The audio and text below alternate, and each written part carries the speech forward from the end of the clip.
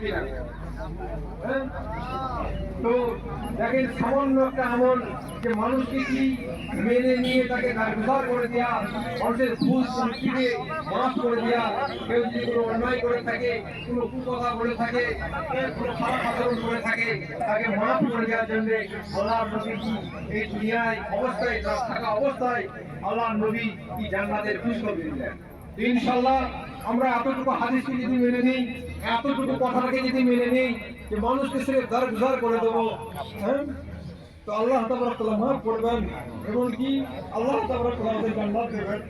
দুনিয়ায় আমাদের একটাই উদ্দেশ্য যে দুনিয়ায় আমাদের কোনো কামানোর জায়গা নয়, কোনো আমাদের এখানে কোনো ঘরবাড়ি বানানোর জায়গা নয়।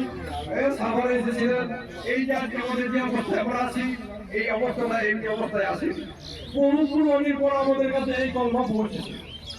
আজকে আমাদের কোনো কুরবানি নেই, আজকে আমাদের কোনো মেহনত নেই, সেই জন্য আজকে আমাদের এত অবহেলা, এত অলসতা।